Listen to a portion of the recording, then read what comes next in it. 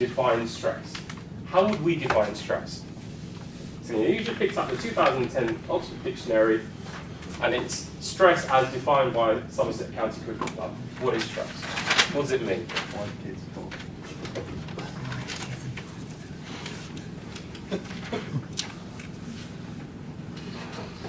Feel free to jump in at any time. A situation or circumstance that places us Frustration. In an unknown situation or a situation we find difficult to deal with. Perfect. Something like that. Yeah, great. Thank you. Perfect. School, yeah. Anyone got anything to add to that? Agree or disagree? Okay. When things are out of control. Things are out of control. Perfect. Or out of your control, yeah. You're uncomfortable? Workload. Yeah. Lots of workload. Perfect. Now, I'm going to give you a really simple, easy way to make sure that you all understand stress. And hopefully, if you can just take this away from today's session, that you'll have a better understanding on how you can manage stress in your life. If we imagine this bit of paper is a bridge, let's imagine it's Tower Bridge. Hopefully, you can all visualize Tower Bridge in your heads, yeah? If we start putting weight onto this bridge, we're driving cars, lorries, trucks, motorbikes onto this bridge. Then once we've filled it up with cars, lorries, trucks, bikes, we start putting boats, planes, elephants, whales. We're just literally piling on the weight onto this bridge. Eventually, what's going to happen? It's going to break, yeah? It's going to collapse. Before it collapses, it's going to give us a clue that it's not doing too well. It's going to let us know that it's not doing particularly well under the weight that we're putting on it. How are we going to know that it's not doing too well? Creaking and the groaning. Creaking, groaning, bowing, and buckling. Okay? So let's imagine this bridge creaking, groaning, bowing, buckling under the weight that we put on it. We've got one or two choices to prevent the bridge from collapsing. What are those two choices? Take the weight off, or the other one? Give it some support. We can put some concrete blocks, iron girders underneath to give it the support that it needs. Okay? Now, the interesting thing is, people are exactly the same. As an engineer, they taught me that definition of stress, and I thought, wow, that's fantastic, because that's exactly what happens to people. If you have, if your wife or girlfriend has broken their leg playing hockey, if you've got kids and they've got chicken pox, your in-laws are coming over for the weekend, your car's broken down, you've got a big match on tomorrow, you've got building works going on in the house, your credit card bills are due. If I keep piling demand on you, eventually what's going to happen? Break. Going to break. You're not going to be able to cope with it. Yeah? Eventually you get to a point where you just cannot cope with all the stuff that's being placed on top of you. So just like the bridge, you've got one or two choices. We take some of that weight off. You send the kids off to the grandparents. You do something to alleviate the demand that's being placed on you. Or, the other choice we've got, give you some support.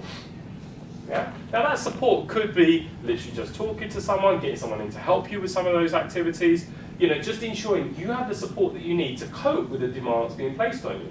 Because if you get to that point where you've got a precariously balanced bridge and then something silly happens, like you drop some papers, you spill your coffee, or you're driving home after a hard day's training and someone cuts you up on the way home from work and you're effing and blinding and you lose the plot, right? That's basically your bridge has got too much weight on it and it's collapsed. Yeah? Or it could be that you get ill, you get exhausted, or sometimes people have breakdowns because they cannot cope with the demand that's being placed on them. Now, it's not what's being placed on them, but it's your ability to cope. Because as I said, if you've got the support that's required, no matter how much weight is on your bridge, you should be able to cope with it. Does that make sense? Is that a useful analogy? It's not what's causing the stress, but it's your ability to cope with it. It's what's already on your bridge. That will determine how well you're able to respond and cope with what's going on around you. Okay? Now, always be looking at your bridge. How well is your bridge doing? Is your bridge bowing and buckling? Every time a cold or a flu comes around, do you get ill? And that's a good chance that your immune system's been, it's been suppressed by stress, and you're more susceptible to illness. Do you always feel tired? Do you wake up in the morning feeling exhausted? There's a chance that stress is having an impact on you. Now, obviously when you're young and fit, it might not bother you so much, but this is something that can lead to illnesses of lifestyle in the future that will make you ill. And stress has been directly linked to things like heart disease, a number of cancers, diabetes, But it's in your hands to prevent that by ensuring that you take time to look after yourselves, manage your health and your well-being, and relax. What would you guys do to relax? Give me some examples of things that you would do to relax. Spend time with the wife and kids. Perfect. What would that time involve? Rowing, arguing. No. Go down the beach or something. Okay, perfect. Anyone else? Cinema? Okay, great. Thanks for that one. We'll hold that one. Cinema? Anyone else? Golf. Golf? Great, thank you. Music. Music? What kind of music? Gay bar music. Just, chilled out, relaxing. Perfect, thank you. Like country walk. Country walk? My tweet. Around the estate. Anyone else? Anyone turn on the television ever? Xbox. Xbox? Okay, thank you. There's a couple of good examples. Cinema, Xbox, television, even reading. Yeah? All of these things are common things that people do to relax, but actually they stimulate you. Okay? You might feel like you're relaxing, but your brain is still being stimulated. Even though your body is not moving, your brain is still being stimulated. Okay? I'm not saying don't watch TV. What I'm saying is on a daily basis, you guys need to be taking time to actually relax. There are some really good high-profile cases of people that have incorporated relaxation and specific techniques into their daily routine, have massively extended their playing careers. Ryan Giggs is a perfect example. He took up yoga about 5 years ago, and he's probably top of his game at the moment. Yeah? So I'm not suggesting you all do yoga, but you take time to relax. Listen to chilled out music, go for a walk, playing golf, good examples of relaxing, where you can switch off, you're not having to focus, you don't have to think about something, you're not being stimulated, okay? But if you're, things like the Xbox and cinema and TV, again, I'm not saying don't do those, but on top of that, ensure that on a daily basis you are taking some time to relax. Doing something that's going to help your body to balance and for you to get the benefits, which then will improve your quality of sleep, will improve your energy levels, and will also improve your ability to manage stress. Anyone ever watched the cartoon Roadrunner? Yeah? Yeah, exactly. So, if you imagine Roadrunner, he's running really, really fast, okay? When he stops, what happens to Roadrunner? Stops dead. Does he? Very good. Thank you. Yeah, exactly. That's exactly what happens to him. So he's running so fast, when he stops, the momentum, his feet may have stopped, but his momentum is going to cause his body to keep reverberating backwards and forwards.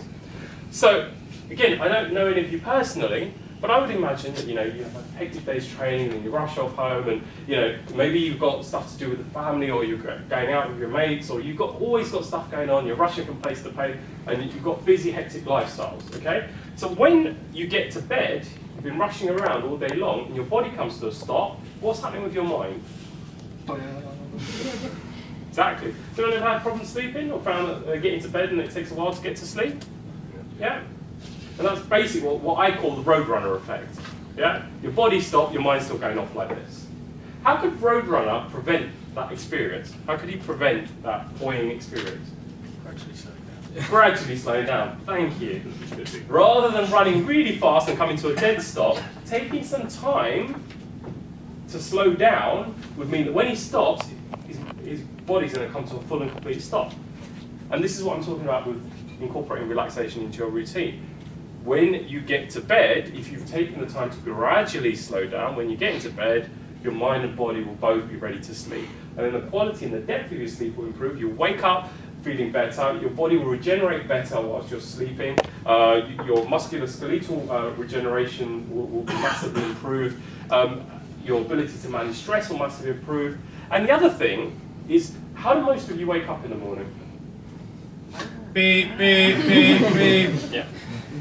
Now, human beings, according to some psychologists, only have two fears when they're born. Okay, so for those of you who have children or know a baby, what baby's scared of? Like, think of a newborn baby, 2-day-old baby or being left alone. Now you can happily leave a baby alone. Loud noises, thank you.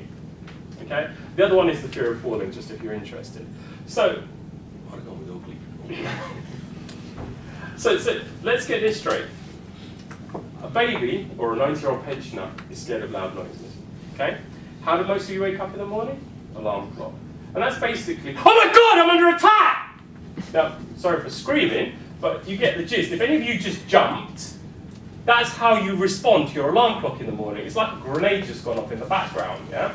You've woken up, stress levels have already gone up through the roof, cortisol and adrenaline has been released, which are the substances that your body produces when you go into a state of stress. And then we jump out of bed and we might have a shower and then we pour ourselves a cup of tea or coffee, yeah? So you can see where this can actually start spiraling out of control. You know, stress starts in the morning and it continues throughout the day. And most of us, we don't get time because we're so busy to do anything to counter that. So by the end of the day, we've got quite high levels of stress and it's just a repetitive cycle. And the only way to counter it is actually do something to reduce the stress, to take time to alleviate and reduce that. Now, as I've said very clearly, that your body's expecting some kind of physical activity. Okay, so there are physical activities you can do that will reduce stress, but there are also some that will cause stress. So I want to give you an example which has come, it's very close to my heart at the moment. I'm running the marathon on Sunday, and I learned a lot about managing stress from my training experiences in my previous marathons. And I'd like you to use your imaginations to imagine two types of runners, okay? On this side, I'd like you to imagine a sprinter, and over here, a marathon runner. So let's start with a sprinter. What does a sprinter look like? What kind of a physique does a sprinter have? Ripped, exactly. Huge, muscular hulks of men or women, okay? Bulky individuals. What do their bodies look like when they're running? Tense. Tense, tight tense, Vague. veins bulging, what kind of looks do they have on their faces? Like that. Yeah, determined, gritted. What's their breathing like? Heavy. Heavy? Zero. Zero, thank you. Why would a sprinter not take a breath? It's only 9.6 seconds. Exactly. Anyone can hold their breath for 9 seconds. The breath would slow them down. Okay? So they don't take a breath because it would slow them down. Alright? So we'll park our sprinter friend over here. Over here, let's think of a marathoner. Paula Radcliffe as a good example. What's a marathon runner look like? What kind of a physique, what kind of a body was Paula Radcliffe like? Skinny, lean, perfect. What's her body like? You just gave me a perfect example. Yeah, Charles. Head's bobbing around all over the place. Can you imagine why that is? Why is her head like bobbing around all over the place? Relax, exactly. She's holding no tension in her muscles at all. Because that tension, even holding tension in your neck muscles, requires energy which could otherwise be used to help you to run the race. Bearing in mind you've got to maintain yourself for a couple of hours. What's her breathing like? Probably in a rhythm with her feet. Yeah. Controlled, heavy, deep breathing. Yeah, probably in rhythm with her feet. Okay. Now, so we've got two extremely different types of athletes. What would happen if we asked our sprinter friend here to run a marathon?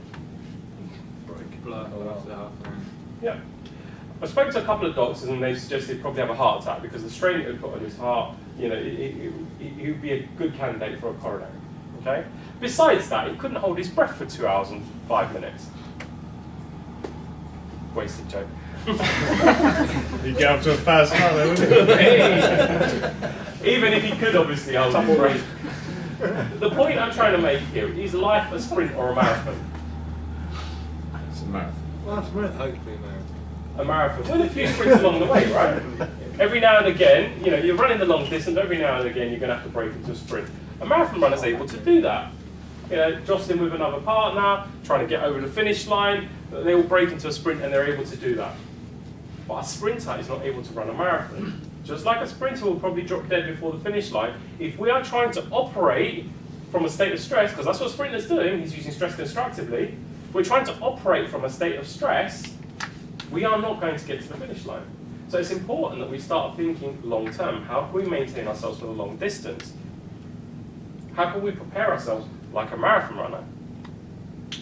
And they're using relaxing and breathing and all of these kind of things to ensure they're able to maintain their energy levels for extended distances.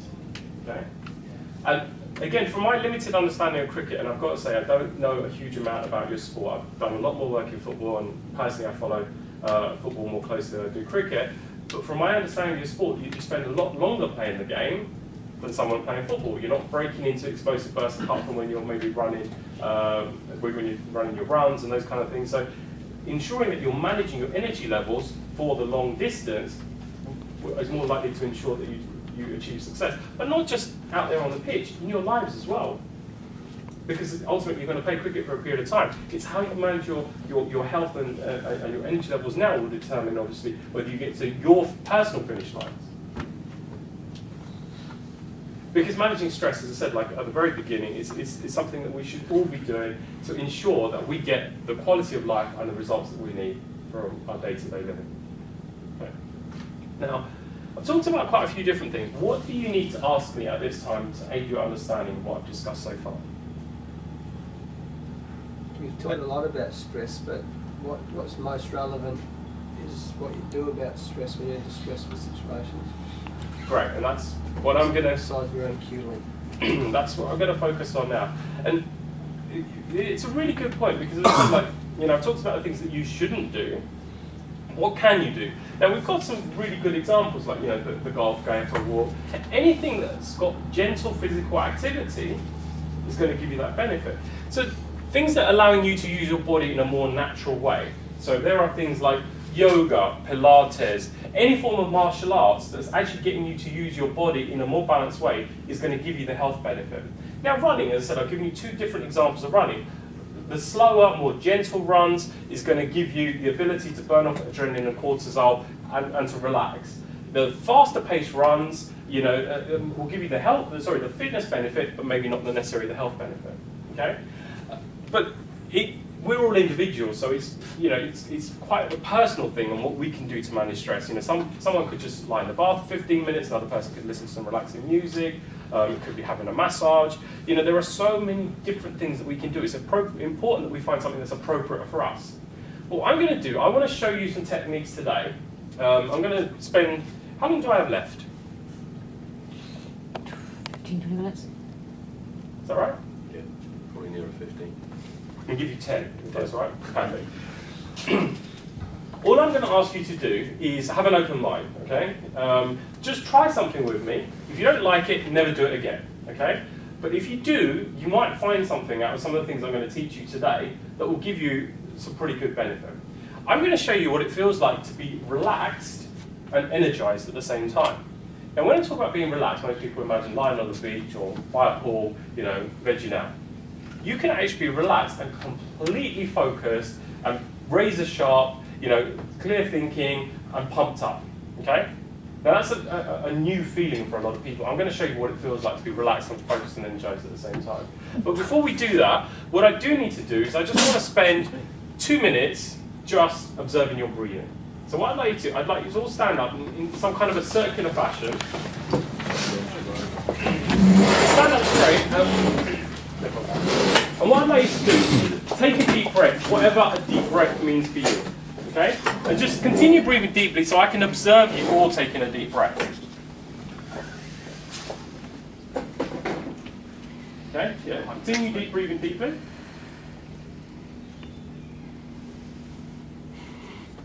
Okay. Can I ask where you learned to breathe that way? Yoga. Yoga? Okay. Did a bit of yoga last year. Okay. Anyone else? How many of you have children? Okay, a few of you. For those of you who don't have children, just imagine a baby. You know, what does a baby do when it breathes? What part of its body moves the most when a baby takes a breath? Chest. Stomach. Breathes from down here. Okay. I was looking mine upside down. Now, the reason I ask you where you learn to breathe that way is what a baby does is that's a natural human being. Yeah, that's what a natural human being does. They've not been taught how to breathe, they just do what comes naturally. Okay? When I'm looking around the room here, very few of you are moving your stomachs. Okay? Who here understands the mechanics of breathing? How does breathing work? Lungs expand. Okay. Into where? Okay. Yeah. Diaphragm is a muscle that sits at the bottom of the lungs and it pulls down, and this whole area here literally fills up like a ball or balloon with air. Okay? So when a baby takes a breath, the reason this part of the body moves the most is because that's all filling up with air. The baby is using, you know, its maximum lung capacity. It's filling up all of this area with air, and it's getting this maximum intake of oxygen. If you're breathing from up here, and for some of you, I saw this. That's a learned behaviour. Watch a baby, shoulders don't breathe. The shoulders don't move when they take a breath. Okay? That is learned. Alright? if you're doing this, if you're breathing from up here, you're using about 30 to 40% of your available lung capacity. Now, when someone's panic or anxious, or scared or whatever, what's the first thing you ask them to do? Breathe. Take a deep breath. Because basically, there's a link between feeling panicky and anxious and not getting enough oxygen in your body. When you don't have enough oxygen, you don't get enough oxygen up to your brain, you can't think clearly, and you start panicking and start feeling anxious and stressed, okay? So if you want to feel better, the first thing you need to do is learn how to breathe correctly. So that's, the first thing that we need to do. And if you forget what I'm about to teach you, don't worry, just find a baby and copy what they do. They know how to breathe, yeah, they've got it right. All right. What I want you to do, stand up straight, imagine there's a triangle that starts at your belly button and the corners of the triangle at your hips, okay? So you imagine that triangle. Inside that triangle is a ball or balloon.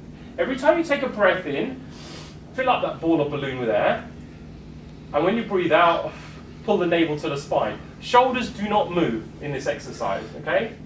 The shoulders are not involved in any way, all right? That's a true breath, okay? So just continue doing that. And you can place your hand on your belly button, you'll know you're breathing correctly because your hand will move out. And what I'd like you to do, at the top of the breath, the next time, breathe in, at the top of the breath, hold it. Hold it with your belly sticking out for 5 or 6 seconds. And then release. And again.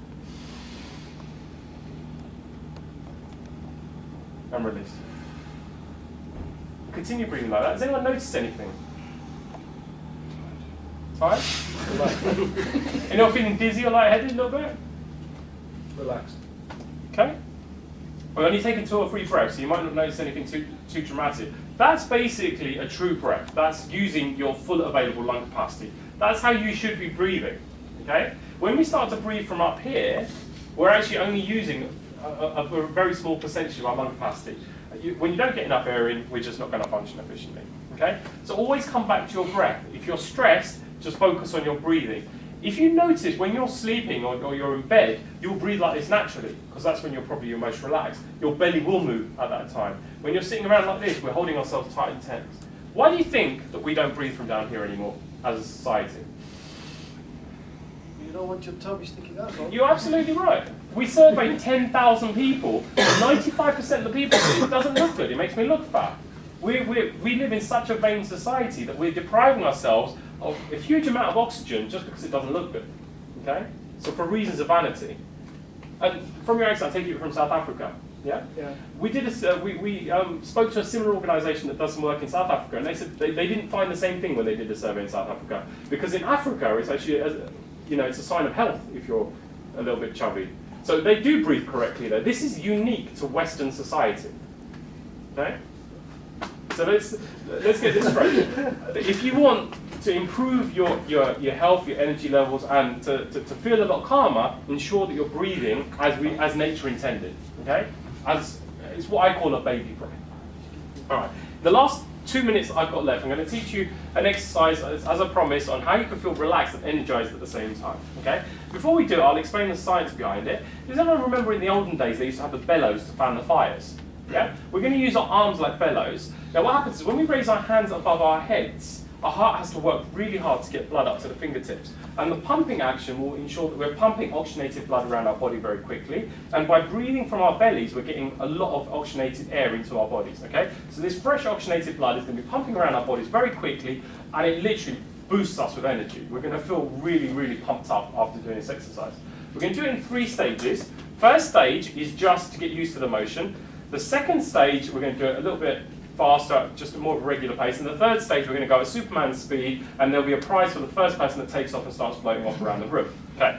Now, before we do this exercise, what I want you to do is look around the room, look at the colours, contours, shapes, maybe look at the pitch of one of the lights. Notice how how my voice sounds and how you feel in my body. What I want you to be aware of is how your senses and your sensory perception changes as we do this exercise, okay? But you should be able to see things more clearly. My voice will sound sharper. You'll probably feel a little bit more energized in your body. Look around at your colleagues, how they're standing, the state of their bodies, and how potentially that will change after doing this exercise for a few minutes, okay? This is what I do with my football team before we get on the pitch. So you know, you might find that this is a useful thing that you can do, not only to eliminate stress, but also to pump yourself up and put yourself in the optimum state to deal with any kind of situation. All right. So for those of you that would like to try, now does anyone here have any shoulder injuries or any back pains or anything that I should be aware of? Because if you do, then just avoid this exercise. It's quite vigorous. All right. So those of you who'd like to try it, I'll demonstrate. What we're going to do, as we put our arms up, we're going to pump ourselves full of air, and we're using our arms to force the air out from our body. So we're pulling our elbows into our ribs. Okay? When you're ready, and force it out.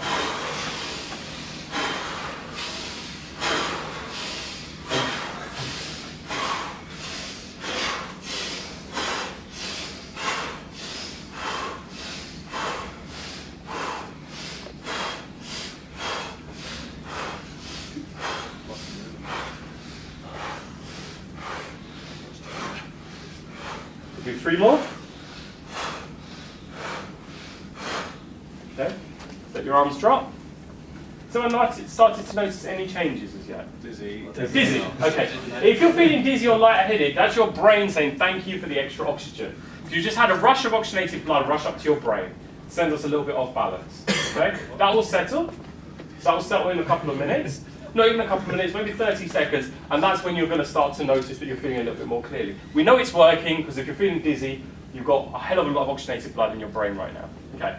Those of you who'd like to try, we're going to step it up. We're going to go a little bit faster. Okay. So if you're ready.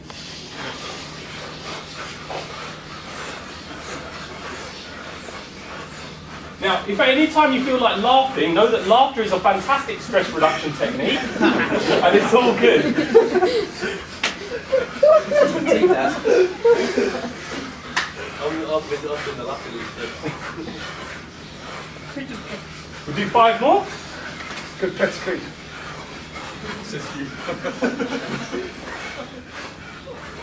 Okay. And so literally what we're doing is we're pumping oxygenated blood around our body really quickly right now. Okay, once that breath's settled, are you starting to notice any differences yet? Heart rate, yeah? Anyone starting to feel maybe a little bit more awake or alert? Room's brighter and you're louder. Exactly, perfect. Now basically, all of our senses require oxygenated blood to function efficiently. And what happens is, the reason my voice sounds louder and the room seems brighter is literally we've got more oxygenated blood that's making our body work much more efficiently. So we're literally physically sharper. Is anyone starting to feel a little bit sharper as yet? A little bit? Okay. We haven't really got going. Now what we're going to do, we're going to go at Superman speed. Now for those of you watching me, I go really fast and I take off really quickly. So anytime you feel like laughing or giggling, know that that also reduces stress. That releases serotonin and endorphins and makes you happier anyway. Okay? So, for those of you who'd like to try, go as fast as you can for as long as you can. And I want you to ask yourself, how good can you possibly feel doing a silly exercise for a couple of minutes? Okay? And at the end of it, you might feel absolutely great. If you don't notice any change, you never need to do this exercise again. But you never know, you might find something that could be really useful. Alright? So for those of you who'd like to try, go as fast as you can for as long as you can.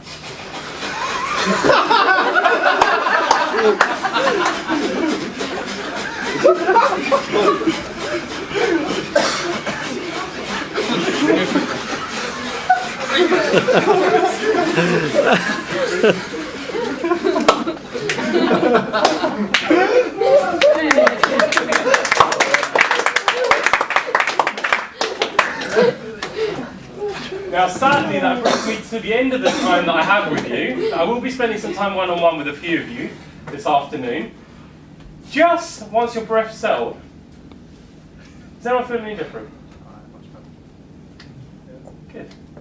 Have you found at least one thing useful from the time that you spent listening to me? Good. Well then it's been well worth your time spending some time here with me this afternoon. How can you use something like that? Because that's obviously, you can't do that in the supermarket when your kids are screaming. You can when you walk out like that. This is the kind of thing that, if I'm doing a presentation or if I'm about to get onto stage to do a speech in front of a large group of people, I'll be in the toilets doing this, you'll see some arms popping over the cubicle.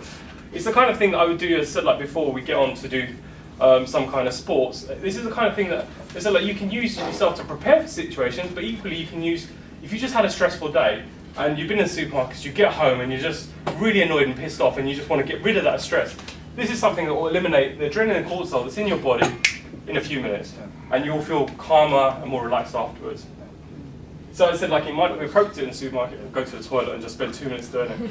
It seems silly, but as I said, like, there is science behind it. It's not just a random exercise. This has been proven to actually physically relax you. And we've got testing devices to show you that your body will physically more relaxed after doing Something something. you have to do stood up? It would help, yeah. Because as I said, like, then your body's going to be working a little bit more efficiently if you're standing up. I'm just thinking, like, if you get home and you sat in your car, like, 20 seconds before You, you go you in the could house. do it. You or- could do it in the car. Rather than- You could try it in the car. I've never tried it, but yeah, you could give that a go. Not while moving then. Is there anything else that you'd like to ask me before we finish?